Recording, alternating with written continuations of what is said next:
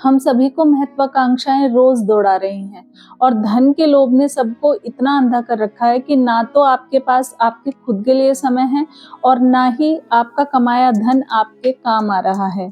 यदि ऐसा है तो आपको संभलने की आवश्यकता है।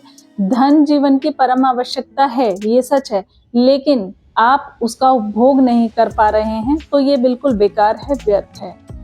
एक व्यक्ति था जिसके पास बहुत कुछ था, बहुत सारा धन था, लेकिन फिर भी वो खुश नहीं रहता था, प्रसन्न नहीं रहता था।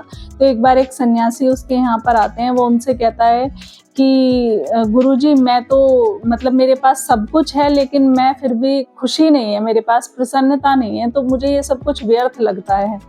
अब सन्यासी कहते हैं कि खुशी तो मैं तुम्हें एक क्षण में दिला सकता हूँ, तो ये तो मेरे लिए बहुत छोटा सा काम है, लेकिन तुम्हें मेरी एक शर्त पूरी करनी होगी। वो व्यक्ति कहता है, जी बताइए, मुझे क्या शर्त पूरी करनी है। तो वो जो सन्यासी थे वो उसको एक घड़ा देते हैं और कहते हैं कि इस घड़े को तुम धन से भर दो और जैसे ही ये घड़ा भर जाएगा तो तुम्हें प्रसन्नता मिल जाएगी। तो वो जो व्यक्ति था वो कहता है कि भाई बहुत ही आसान सा काम है, ये तो मैं अभी किए देता हूँ। वो उस घड़े को भरना शुरू करता है, लेकिन उसके घर का सारा पैसा, सारे गहने, धन दौलत सब उसमें समा जाती है, लेकिन वो घड़ा भरता ही नहीं। अब वो व्यक्ति थोड़ा परेशान हो जाता है।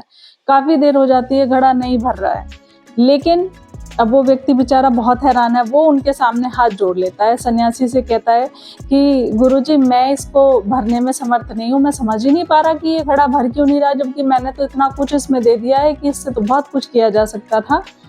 तो वो जो सन्यासी थे वो उससे कहते हैं कि ये जो घड़ा है ना, ये महत्वाकांक्षा की मिट्टी से बना है। यदि तुम सारे संसार का धन भी इसमें डाल दोगे ना, तो भी ये नहीं भरने वाला।